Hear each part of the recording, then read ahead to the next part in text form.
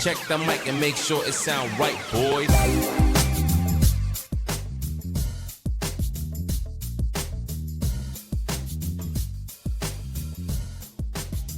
Welcome to Red Storm Chasers. I'm Vincent here with Craig and Nick. On this episode, we'll look back at the nice Villanova victory, and with a week between games, we'll give a mid-year review of the state of St. John's basketball and look at where we're at in terms of the whole season. Guys, good to be back on the air with you. Good to be back. Great to Feeling be back. better? You know, it's nice. That's what we like to hear. Great to be back after that Villanova W. That is nice. Felt good. We were a little under the weather. We got, last week. We pulled ourselves together, though. That Villanova game made it feel a lot better. That is, we'll get into it, but that's sweeping Villanova for the first time in 30 plus years is in my life. Absolutely incredible. First time in my life. That's true. It's true. Watching Villanova fans leave the Garden and in mass with like Just 10 minutes ago, 8 minutes ago. Especially because there's a lot of Villanova's fans always in our section, too, directly in front of us. There was a couple people that were getting real loud at the beginning, and then they get dead silent. Yeah. Which was amazing. Hilarious that one girl that stood up in front of you, like towards the end. Like, they were down 15, and she big smile, looked back towards her thing and gave the little V sign, and Nick just stood up, looked at her, V down, Like a hardcore. And the girl, eye contact. and really. she made eye contact, and then she looked at him and was like a confused look on her face, and then Nick just did it again. I just did it. I just held And then it. That's she incredible. just sat down. That's just incredible. slowly sat down. Hilarious. Taught her a lesson. Put her in her place. Spectacular. Welcome to New York, sweetheart. New York. I'll show you how we do it Queen style. It was amazing. All right. So, but before we get into St. John's basketball, though, before we get into this great Villanova victory that we had, I a bit of off topic here, but I thought there was a great moment this past weekend that we should kind of discuss, or I guess lead to a story we should discuss. For those of you who watch the NFL playoffs, which I assume is most of you, if you're Nobody listening to probably. St. John's basketball, I tend to believe you're watching the NFL as well. You probably saw Jason Kelsey, recently retired Eagles center, take his shirt off, jump out of the box he was in, and kind of celebrate or not celebrate because the Bills lost, but. Well, he was celebrating. He was celebrating with them at the time. Well, he's rooting for the Chiefs. He's rooting for the Chiefs, but so he was out there. Well, he was being. Listen, he's in having a good good spirit. time. He was with the fans. He was cheering when Travis Kelsey scored a touchdown. For sure, that's what he was celebrating when he jumped out of the box. But he was in general. He went to a tailgate beforehand outside, Bill's tailgate, and he's overall seems like a nice guy. So anyway, what that leads me to is this. So he, if you had happened to listen to their podcast, he was telling the story about how this all happened, right? And now his wife. Apparently it's the first time that him and his wife are meeting Taylor Swift because they're going to be in the box together. And his wife says to him, listen, don't do anything, don't do anything embarrassing. and he said, he looks at her and he says, I'm going to take my shirt off and jump out of the box.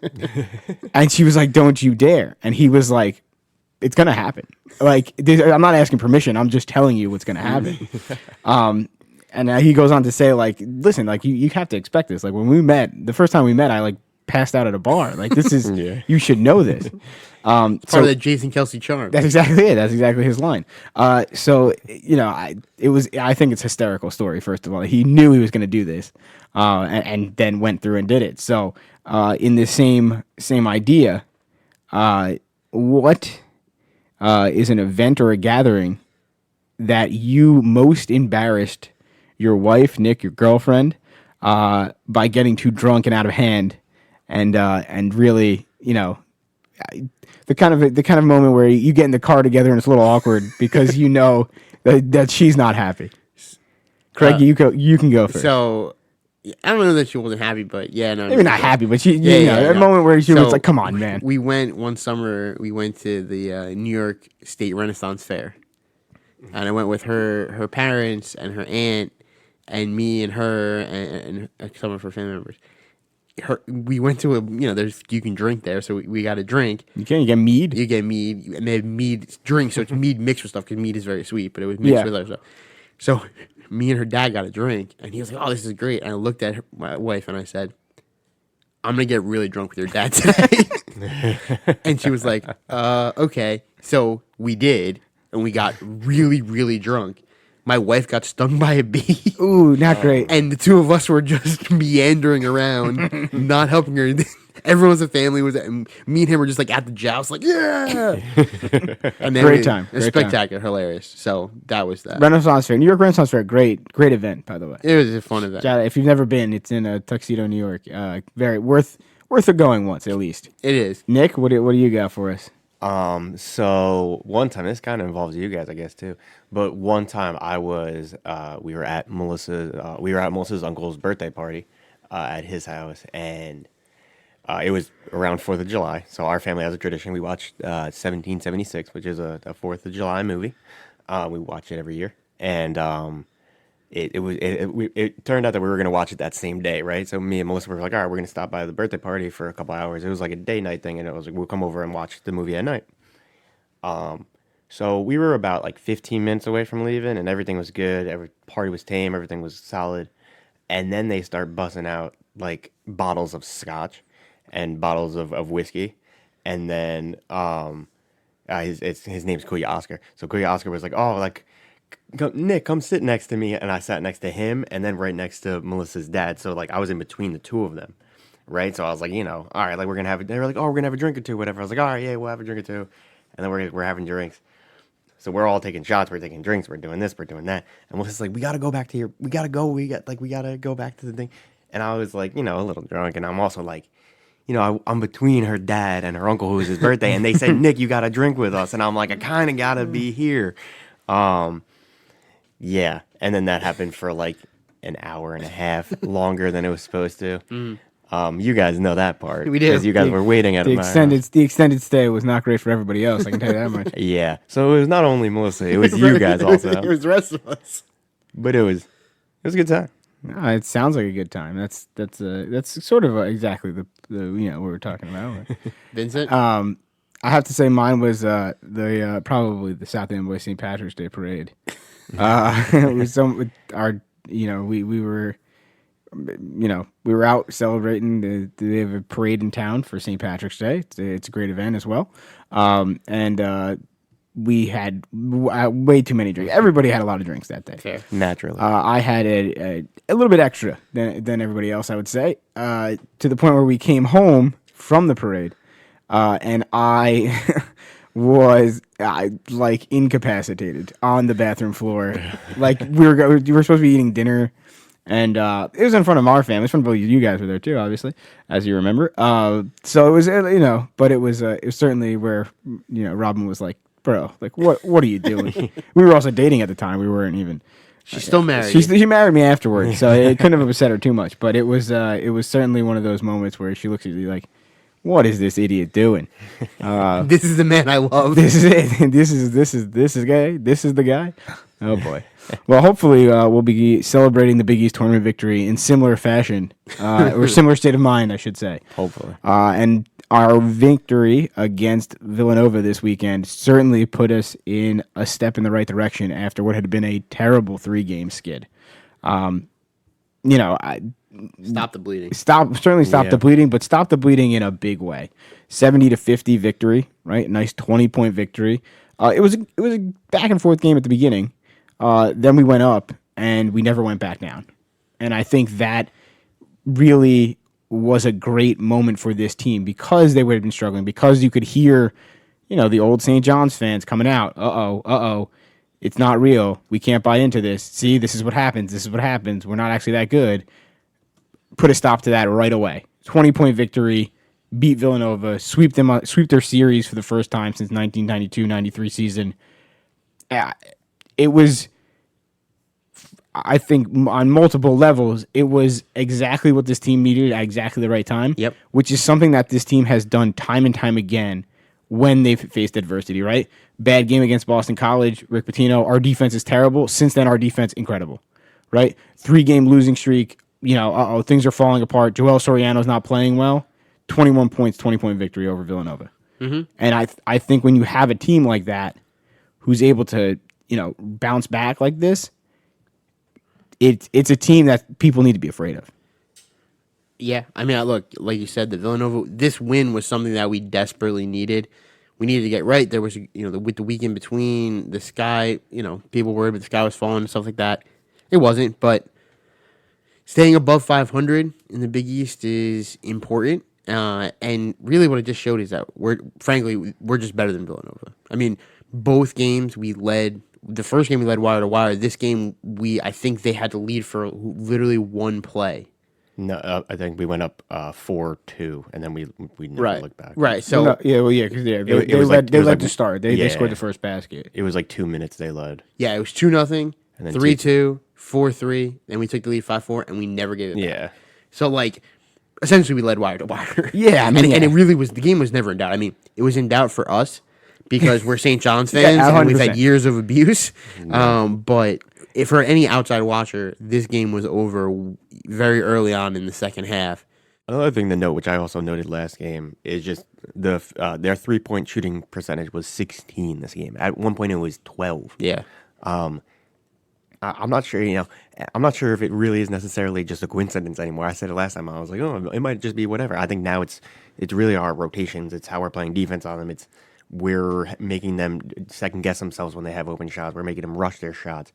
And it's, to your point, Craig, our defense has been, or Vincent, to your point, our defense has done a lot better in the last couple of games. And I think we're finally coming together as a defense. Pitino plays a very particular style of defense. And I think now all of our guys are kind of really getting it and gelling together, it seems. Yeah, 37% from the field, too, right? So that number is not only a 3-point number. 50 points. I mean, 50 points is very, very low. Yeah. Season low for Villanova, That's what I mean. So a really good, like you said, Nick, I totally agree. Great defensive performance. And you see it when you watch the game. It looked very inspiring, very good, really good basketball. The thing about Rick Pitino's teams has always been that they get better as the season goes on, right? And you may even say in this scenario, you can multiply that by 2 because you're talking about, you only because you're talking about guys who never played before together, right? So this is a team who already had to overcome, hey, this is our first time getting together, putting in thing. Now we have to mesh into Rick's system, which already is a progressive system, right? So it's from the start of the year, you're going to get better at it by the time of the end of the year. So now, first of all, they're getting better because they're playing together more. Now you add that on top of it. This is a team that, we're at a point where if things continue in the trend we're moving, we're a team nobody wants to see. We're a tournament time. Yeah, absolutely. And you do start to see the hype a bit, and I know it's not. Bubbling. I shouldn't say hype. You start to see people, real college basketball people, talking about St. John's and saying, keep your eye on this team, right? Wally Zerbiak will say stuff like, "These guys are good. This is going to be a good tournament team who makes a run." You saw the one guy, Chris Walker, on CBS Sports Network. He picked St. John's being his Final Four. Yeah, he said, "Listen, this is a sleeper team. I think I always have one outlier in my Final Four. I think St. John's the team this year." And to be honest, we get the right matchups. You could see where that happens. We got a ton of talent. And now it's coming together. We're a very scary team. I mean, they play defense the way they played against Villanova. I mean, look, we went toe to toe with UConn at UConn and lost by 4 points. There's no game that we go into that I'm like, we can't win this game. Correct. Even if we played against Purdue, Purdue, win. I'm taking Soriano over Edie every day. He's just tall. He's just tall. By the way, speaking of, I just wanted to touch on before we head into the kind of mid-year review. Simeon Wilcher gets a start. Oh yeah. Plays a great game. By the way, I mean on stat sheets it sounds 4 points. Kind of doesn't do it justice. He did have 5 rebounds as well. But you're talking about how much talent this team has. You got a guy like Simeon Wilcher who hasn't played all that much. He's made good use of his minutes, but he hasn't been getting all that much play. He gets a start. He comes out and he was fire off the bench. Fire off the tip. Yeah, right. Absolutely. Immediately made impact. Immediately was playing well. And that's the thing about this. Everybody steps up in this team. So you see these guys. We've got name after name of, listen, we're going to come at you, and you don't know what direction it's going to come from. Yeah. I mean, we had only 2 guys score double digits, and we had, 2 guys that had 9, 1 guy that had 8 against Villanova. We were so spread out in this game. Yeah. In the first half, I think we were super spread. I think nobody had double digits in the first half. I'm not mistaken. And then like Glenn Taylor, another guy, hadn't had some good games. Really good game. Yeah. Played a very good game. It's funny, Vincent. Last time you asked, what do we need to do different this time than we did the last time against Villanova in the last pod? And I said nothing. Well, And you all made fun of me. Well, and we did the same thing. And guess what? We won. all right. We out-rebounded them like crazy. We didn't do the same thing. We did. I mean, it's pretty similar games. Not if exactly. you watch Different them. different guys scored points. I mean, different guys scored points, but No, we the do formula need to touch on the rebounding. formula was the same. I mean, Out rebounding somebody by 19, having a plus 19 rebound margin Insane. is absurd. I mean, like that's next level absurd. If you saw that, pre January 1st, sure, right? Mississippi Valley State, Sure. yeah. To do that in a Big East game against Villanova, who's a team who they're teetering, but they're going to be they could be a tournament team. They Yeah, should, they're a be, bubble they should team be a for sure. tournament team. Well, they're heading in the wrong direction, but I don't know. they've had a rough stretch too. I think they're much like us. I'm pretty sure they're still around an They're 8 still- or 9 seed in most bracketologists. Listen, That's because they're Villanova, they're not gonna because listen of their skill. again. I said they're teetering. If they have a bad stretch, so they could find themselves on the wrong side of the bubble. Sure. But to go into a game and get a plus 19 rebound margin against a tournament team effectively, or an almost tournament team, is unheard of. I mean, it shows we came into this game off a 3-game losing streak and said we're going to make this our turnaround game. We're going to win this game no matter what, and we did it. And that's why we came away with the victory. I think we have a little bit of an edge on our shoulder, it seems, when we've been playing, at least this last game. And you saw it a little bit against Marquette, too. We had, like, fire behind us. Like, we seemingly have something to prove to people. And we should. I really hope we do. Because we do. We absolutely do. You got to earn it. Every year, every team has come into our house in the Big East tournament, and we've shown nothing for it.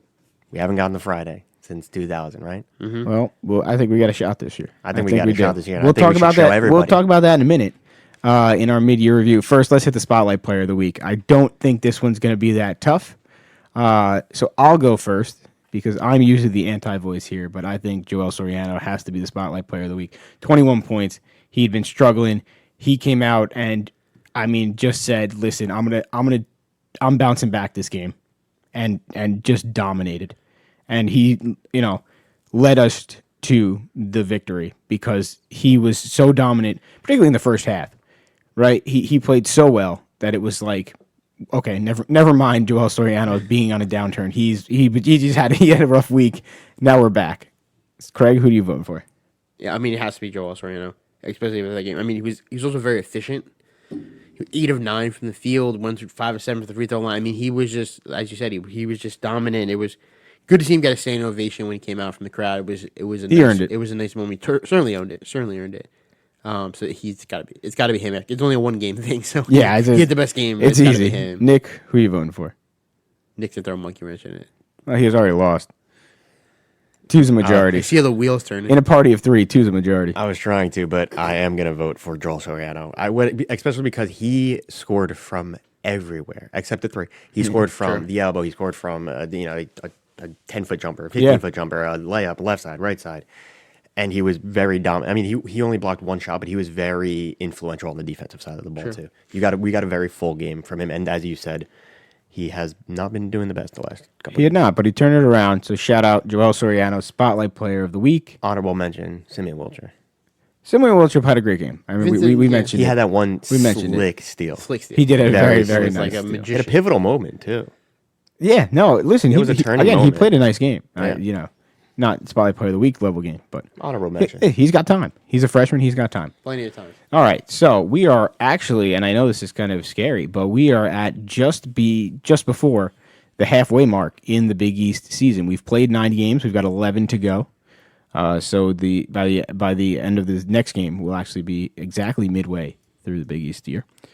So with it being a bye week, we've got a while to the games. It's a good time to look at the state of St. John's basketball, right? Mid-year review is what we'll call it, but kind of get a sense of where we're at in terms of the tournament, in terms of standings, in terms of net, in terms of everything, and do a little big picture talk. So we come in at this current moment, heading into our bye week, 13-7, 5-4 in the conference. Now, obviously, there's other teams with games, but we're currently 5th is what we're sitting at. So,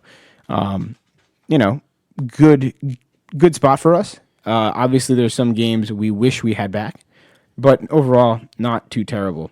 In terms of the net rankings, we find ourselves at 36. We took a nice jump. We kind of flipped spots with Villanova after that victory. So 36 in the net. Craig, kind of give us an idea of what that really means. Talk about the quads a little bit. So just for a refresher in terms of quad 1, quad 2. So quad 1 wins are any team, if you're at home, is beating a team in the top 30 of the net, or top 50 in a neutral court, or top 75 on the road. A quad 2 is 30 to 50 at home, 50 to 75 on the neutral court, and 75 to 100 are included on an away victory. So really quad 1 and 2 are the most important ones. St. John's being at 36, first of all, is very good, obviously. I mean, you're top 40 team in the country. It means that, a lot of teams, when they come to play us, when teams come to play us, it's going to be a quad 100%. We're getting to the territory where even if we go to other teams, it's going to be a quad 1. We're the 4th highest ranked Big East team in the net rankings. The teams around us are Oklahoma, Texas Tech, Cincinnati, TCU, a lot of Big 12 teams right there, actually. But so Big 12 is good conference. Big 12 is good. Villanova is right there at 40. Xavier's at 41. So we're in good company. We're in tournament. 36 is tournament range. Right. I mean, that is where you need to be in terms of tournament. Yeah. That's a really good net number. For sure. Just a reminder for some of the older listeners, if you will. The net is what replaced RPI. Correct. Right. The net is the new RPI. So if you think about it, theoretically, the concept of the net is teams 1 through 38 are the at-large bids, if you will, of the tournament. That's not how it works. Yeah. It's not like you automatically get them or anything like that. It's just that's kind of the thinking behind it, is that it's an overall ranking outside of the AP rankings, which is just top 25. Correct. So it gives a longer, deeper ranking. And there's some computer elements to the net in terms of margin of victory, efficiency, and stuff like that. Right. And don't forget, if you lose to DePaul, that's a quad 8 loss. So you definitely are not in a good field there. DePaul 303 in the net. There's 360 something teams. So brutal. They're the lowest power 6 team by 100 spots. Oh God. So just fired their coach. Can't lose them. Recently fired their coach. I mean, no, we cannot lose to DePaul. I mean, rough. I've always felt bad for DePaul, but maybe this year it's a little extra. There's got to be someone in the conference that gets beat. I was going to say something. I'm thankful it's not us. Somebody's going to get beat by them. You are right. So with the net in mind, the next thing logically to look at is the bracketology. Jerry Palm and Joe Lenardi both have us as a 9 seed in their most recent brackets. I say most recent, obviously, at time of release of this podcast. So it changes because they send them out pretty much every other day or every few days. But that does incorporate the Villanova game. Do they both? I think. I don't think the Joe Lenardi one does. No. The Joe Lenardi one does not. The Joe Lenardi one actually is relatively old. It's been a bit. He hasn't released one since the 23rd.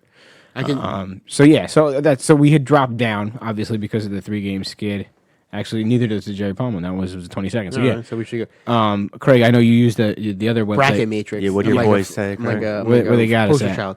Bracket Matrix, which in case you haven't heard before, is a website that combines all the bracketologists across the internet and averages them. So there's 81 that they go into. So I don't even know who does them all, but they average them out. So they have us on average as an 8 seed. That's pretty good. The last 8 seed. So we 8, 9 depending, but we're the 8 seed. The other 8 seeds, Seton Hall and Villanova, all 8 seeds. According to Bracket Matrix. That's pretty funny. Big East bias, man. Well, listen, an 8 seed's a great spot for us. It's not really the spot you ever want to be in because you always have to play the one game too. Yeah, I don't like that. Yeah, but there is always 1 8 or 9 team that advances. There's always one. So 6 is where you want to get. 100%. Or you can get to the middle of the bracket. You want to get above the fold. If you get to the middle of the bracket right there, then you can then it's real dangerous because you're 6. You can bet 11. You get a 3 instead of a 1 or a 2. Yeah. Yeah. Well, also conversely, you get a few upsets, and all of a sudden you find yourself in the Elite 8 pretty quickly. Not that it's too early or anything, but it's interesting to look at and see, despite the fact that we had a 3-game losing streak, right? That despite it's the first year of Rick Pitino, blah, blah, blah, we've never actually moved from being out of the tournament in terms of these bracketologies, right? No. Everywhere we've consistently been in it, even with the 3-game losing streak, right? And there's no doubt in people's mind, which is just a breath of fresh air for us. It's something new. I mean, it's not used to it, right? I figured oh boy, with 3-game losing streak, here we are, first 4 out or something. Nope, didn't even we went from being a 7 to like a 9. It's It's nice to see. By the way, we got to start charging Bracket Matrix for promoting them on air. Yeah, I know, right? Yeah, geez, I know. free sponsorship, but they do good service, so we appreciate their work. All right, so a few questions for you guys here at the mid-year point. Okay. Obviously, we've had a good portion of games. If you could flip one loss to a win, which game would it be? UConn on the road. Okay. Becomes a signature win. They're in a top 5 team on the road. That would be a season-defining win if we could have flipped that one. All right, Craig takes the layup. Nick? I think I'm going to have to go with the Marquette loss. That was a heartbreaker. Well, first of all, it was a heartbreaker, and we had a chance. We had a shot at the end. You guys already talked about it on the pod. But I also think it would have been nice because now we would have had, instead of a 3-game losing streak, we only would have had a 2-game losing streak. Now we would have a 2-game winning streak after this Villanova game. And then we would have also, beaten number 17 at the time. They were 17, I think. Mm-hmm. Yeah. Plus, we would have lost those 2 games. We were on the road anyway, right? So we had a bad, rough road trip. Right, and then came home, got right. Yeah, 1-2 at home. And now we would definitely have votes, a lot more votes. To be ranked, for sure. Yeah, for right? sure. You beat a ranked team like that, then you go beat Villanova handedly. Yeah. Then we're looking into going into Xavier, and if we win and then playing number 1, we would almost certainly be ranked. That's a fair point. Mine is a little bit in a different vein. I'm going to go with the Michigan game. That was our first game with Rick Pitino at the Garden. It would have been really sweet to get that. But more importantly, a win there kind of cleans up our bad losses for the season. Yeah, right? It's one less one that you're going to see on the resume. On Selection Sunday saying, here are their good wins, their bad losses, though. Michigan.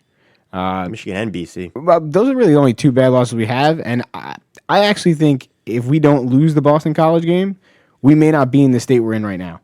Fair.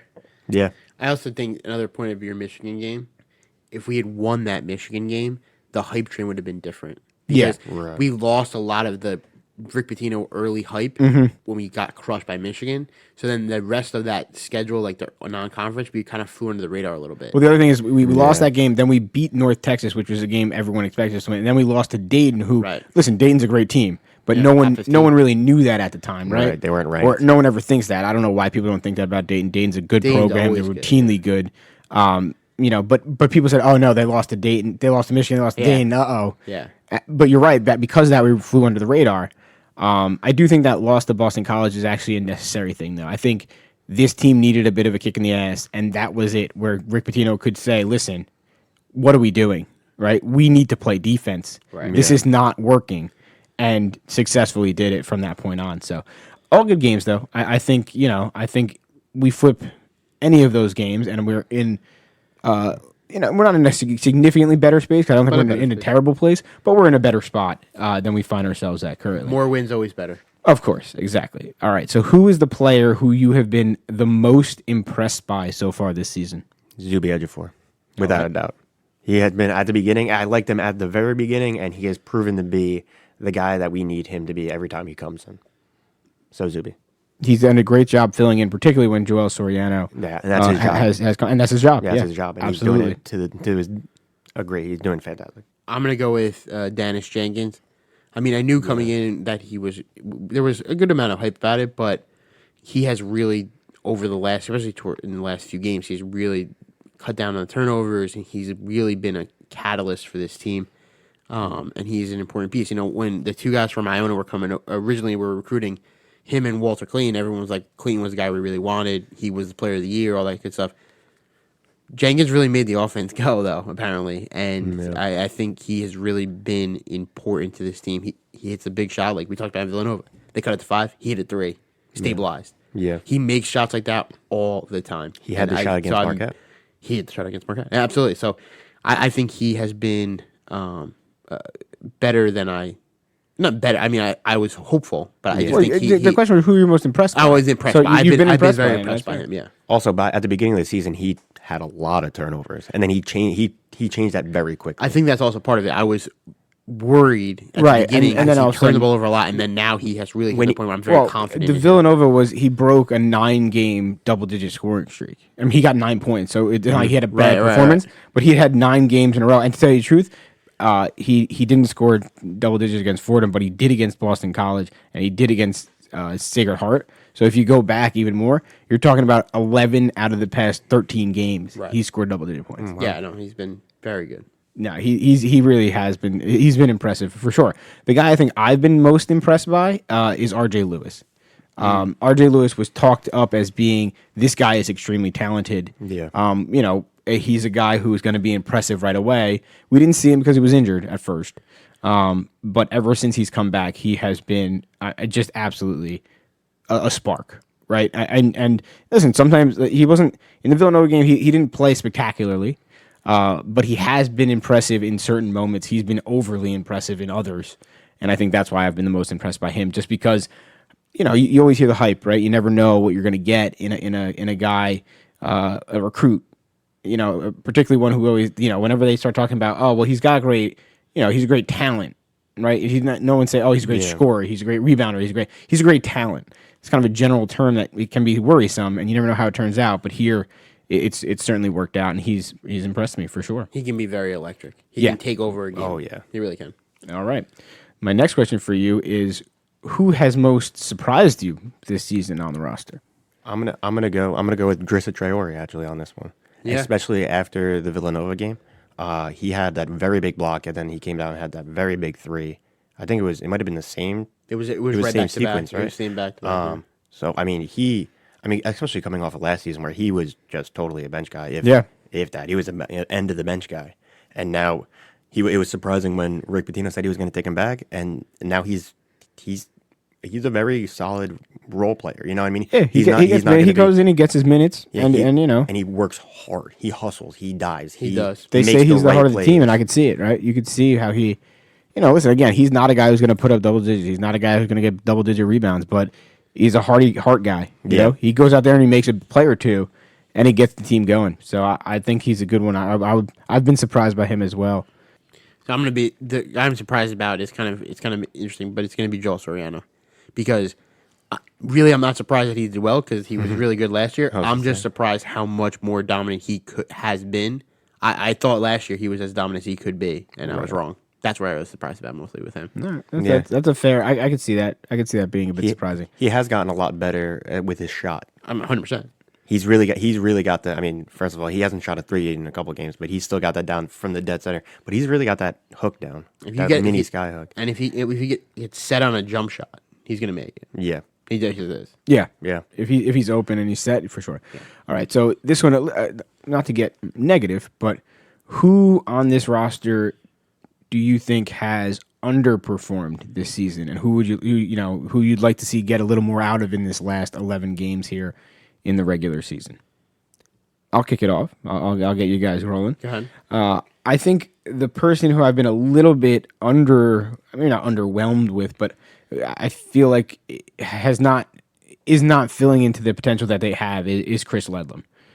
He's a good player. Don't get me wrong. 7 rebounds a game, 9 points a game. He plays extremely well. I feel like he has more to give. So this is not like I'm not using this question to say like who's been really bad or something like that. Right. What I'm trying to say is he's a very talented guy, and I think there's actually more of him that we're not seeing. So it would be cool to see him kind of step out in this next 11 games and really build on the season he's already having. I just think it's underperforming for him personally, not across the board. I mean, obviously, no one would say he's underperforming as a regular player. Yeah, I was gonna say. I think he's actually got more to give, and I'd like to see that. I'm gonna go with Glenn Taylor, and he showed flashes in the Villanova game, and I think I was excited for him to come in. He was a pretty good scorer at Oregon State. And he was starting early, and then he got out of the starting lineup. But he's kept his attitude has been great about it, and I just think he's a guy with still a lot of potential. And I think once he's a great 3-and-D guy, and if he can really flourish in that role, which he has been as recently, but I would like to see that continue. I think I would have to go with Jordan Dingle. I feel like he was really supposed to come in and be a knockdown 3-point shooter for us. And he hasn't been bad. I mean, he's shooting 31% from the three. It's not, but it's not. He's not when he gets the ball at the 3. I'm not as confident as I was when even Brady came in and he was hot. I was more confident that he would hit a 3 than I am right now, or even earlier in the season than I am with Dingle. Honestly, That's fair. So I would think he's a guy I was a little underwhelmed. I've been So underwhelmed far, with. yeah. It would nice to see him step out and really bang some threes here. I think I mean, at this point, I guess it's not really fair to say, but he did miss a lot of time at the beginning of the year. Yeah.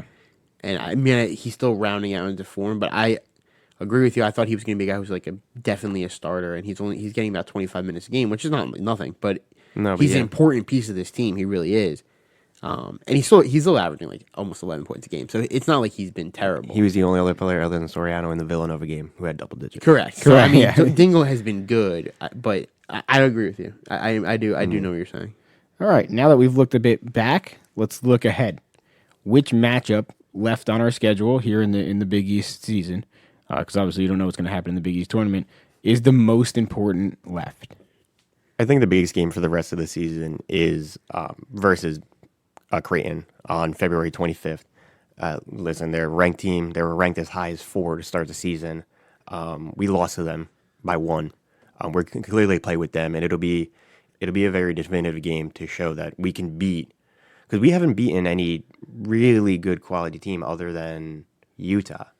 So we're lacking a really statement. That's fair. We need a signature. We need I also one. think that's the last game we could probably lose. Yeah. We've got Butler, DePaul, and Creighton. I mean Georgetown after that. Yeah. So that could be a game where. And probably a last chance to make a statement. Yeah, that's the thing. Last chance to make a statement could lead us into a nice little run there, heading to the Big East tournament. Craig? I'm going to go with, when went to the other one, I'm going to go here too. Home against UConn on February 3rd. Another statement game. Same for similar reasons. Statement game. UConn's is number 1 in the country. And I really just want to beat UConn. At the Garden? I think more of it than anything else is I just really want those UConn fans to go home upset. That would be if we could send anyone back to Connecticut upset. That's our goal. And it's a signature win. That would be yeah. I mean that's one that locks you in terms of having a good win on your resume for sure. My game is the home game against Seton Hall. We have played absolutely abysmal at the Rock, as we've seen years in a row. They're going to be a team who clearly, obviously, better than people thought. They're going to be a team we're absolutely right there in the battle with in terms of positioning in the Big East tournament. So I think that's an important game for us. A win there could be the difference between getting a bye into Thursday and playing on Wednesday. That's true. That's going to be a good game too, because they're not going to have a lot of fans because it's all the way out in UBS. That is that's sneaky scheduling there to have out in UBS. Kind of a good use for preventing the people from New Jersey like ourselves. But we'll make the trek out there anyway. All right, in the last 11 games, this is it, left in the Big East. How many wins do you think we need to say we had a successful Big East season? Remember, we're already 5-4 right now, right? So how many wins of these next 11 do we need to get to say, okay, this was a successful Big East year as we thought it was going to be? 8. I think 8. That's amazing. I have the same number for me. That's funny. So 8 is basically you're going to win 4 against Georgetown and DePaul. Yeah. And then you have to. We're not having this conversation if we lose. But that puts you at 9 already. So if you get another 4 wins, you're at 13, which would be 13-7. That's a very dominant conference. That would be that'd be the best conference record we've probably had in It would, but that's what would get us to a 6, right? A 6 being a 6 seed in the tournament. Yeah, that's what I mean. That's how. And to be honest, I think that is a successful season. And not that winning lower than that. Winning lower than that would listen. You're going to finish plus in the Big East, right? It's a good record. But this is a team that had a lot of hype. This is a team that we said, hey, this is a tournament team, and we're going to show it. I think 8 is the number as well. Nick? So you're gonna laugh at me, Vincent, but I'm a little torn on a number. But in real Craig fashion. in Craig fashion. But what I'm gonna say is, whatever the amount of wins that keeps us 4 in the Big East, above 4 would likely be the most ideal, right? But if we stay in that top 4 in the Big East, I would say it's a very successful season for us. All right, because that's fair. Because I don't know what that number may be, right? It's a non-answer. It's a Craig answer. This is what I sound like all the time? This is exactly what you sound like. Now you know. Now you know the frustration of what it's Wow. like when you get asked a question and Craig silently just doesn't answer. I'm going to continue to do it, but I had no doubt in my mind. it's a good answer, Nick. I like it. Thank you. I appreciate that. It was an okay answer. All right. Well, our first chance to reach that number of wins starts on Wednesday. We get our first back in action game as we head to the Cintas Center in beautiful Cincinnati, Ohio, for a 6:30 matchup against Xavier on Fox Sports 1. And if you're going out for the trick, Cintas Center is actually a really cool venue. I spent a lot of time in the medical room there when I drank too much the night before, but definitely a cool spot. It's worth going out to. They do a good job. Xavier is a team that's been up and down. We beat them in the first matchup. They're 4-4 in the Big East. They're 10-9 overall. I think there's still a question mark out on this team. What do we do here differently, Craig? I know you love this question. What do we do here to make sure we combat the benefit of playing at home in the Cintas Center against the Musketeers? I can't say we can do the same thing again. I mean, I guess you could. No, I'm not. We beat them by almost 20 last time, but yeah. I mean, so partially, yes. I think it's interesting. If you look at their stats. They're actually a better rebounding team than us, which is pretty rare. Actually, I take that back. They're not better. They're equivalent. We're equal, yeah. We're equivalent. We're both average about 40 rebounds a game. So They out-rebounded us last time. right. So that would be something we could clean up There you because go. especially after the dominant Villanova victory, we would like to continue that trend, and we're one of the best rebounding teams in the nation. So continuing that trend, that would be important. Winning points in the paint, I think, is also very important for us. Winning points in the paint seems to be a key to our success. I agree with that very much so. And yeah, listen, we're a very dominant rebounding team, having been out rebounded by them last time we faced them, I should say. It would be good to get back at that. The one thing I think we could do better, and it's a little nitpicky. Again, we won 81-66 against them, so we played a very good game. Yeah, we did. I think we could shoot free throws better. We shot 66% in that game. That is something that is going to be key in the NCAA tournament because it always is, and there's never a bad time to fix that or get right in your free throw shooting. So I think free throw shooting could be something we could turn around. We're the 10th best free throw shooting team in the Big East. Just out of 11. Just for record, there's 11 teams. Out of 11, so that's not good. That is not exactly where you want to find yourself. My guess, and just shot in the dark here, DePaul's 11th. No. Oh, 9th. I'm wrong. Wow. Damn, blew it. Providence. We're worse than DePaul. Providence is 11th. No, it's rough for Providence. Who's number one? Guarantee you know that. Villanova. 100%. No, come on, man. Villanova's the number one team in the country in free throw shooting They were percentage. heading into the game against us at least. They still are. They still are. Yeah. They also get a lot of opportunities. A lot of whistles go their way, so nice chances to do it. It's good when you're practicing 25 times a game. Nick, what do you think we should need to do different, or should do different that can help us get another win?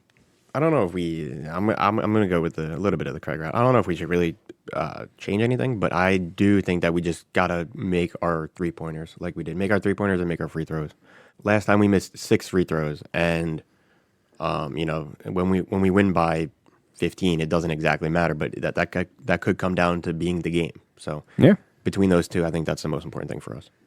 Oh, one other thing I think we got to look out for, one thing we got to do again, we got to make sure we hold them on their threes, because last time they shot 19% from 3, they shot 4 for 21.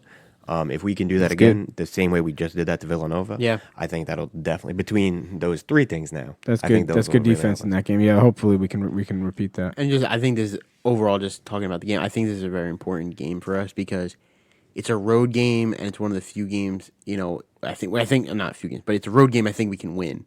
For sure. And I mean, certainly can We win. should Beat them. win, We yeah. beat them or whatever.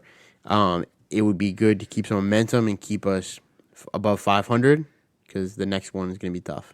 The other game next week is very exciting. So we'll Potentially. finish off the week with the big one as UConn comes to the Garden. Obviously, UConn number 1 in the country. They've been playing very well, unfortunately.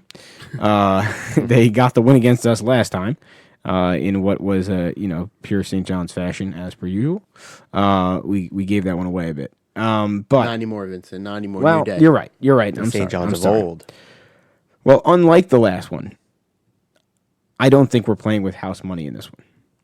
I think we are in need of a statement game. And I think that this is the one we need. And the reason I think this is the one we need is because it's the biggest opportunity on the biggest stage. It is a little bit of throw it in your face, beating them at the Garden, because they think they're so great, right? Oh, we're New York, blah blah blah. We're a New York team, whatever. The Garden's our home, ha ha ha. Okay, so A, rub it in their fans' face a little bit. B, you look at our resume, and we have some good wins. We have a good record, and we're going to be a tournament team. But we do need a real statement game. Yeah. And not that we're running out of opportunities because we still have Marquette, we still have Creighton, but this is the biggest one. And we need a real smack-in-the-face statement game just to say, yes, this is Rick Pitino's team. Yes, this is going to be a tournament team. St. John's is back. You're on notice. This team's legit. And I don't think there's another game that does that as well as this game. So going back on your earlier question about what will be a win for the season, if we are to beat UConn, and the rest of the season plays out how we expect it to be, just normal, that is absolutely a win for the season. Showing our dominance in the Big East, showing that we're a real player by beating the number one team, we would beat in doing so. I think, yeah. Fair. I mean, I said this is the most important game left on the schedule. So I agree with all of those things you said. And it's a big opportunity for us. One thing that is also we have to talk about for sure is that Derek Klingon is going to be back for UConn. He was not there when we played them in Connecticut. It's going to make it harder. So that definitely makes it harder. But, look, you got to beat teams at their best. I mean, we can. Just because he's back, I don't think that discludes us from winning the game. I think we still can win the game, but it's going to be tough. I mean, they're really good. They are very, I very good. Don't like them, but they're really good. No, they are. I do think Klinigan being back actually may give us a little bit of a bump, to be honest. Anyone wants to play down low, make it a game with Joel Soriano, I invite them to do so as much as possible. And I think, listen, we've seen him time and time again go up against guys who everyone said, oh no, they're better. Oh no, they're bigger. Oh no, they're going to dominate. Even last year, Adam Sinogo. That's it. And he's time and time again shown that no, that's not the case. I'm very good, and I'm going to be able to dominate even against guys who are 7 foot tall.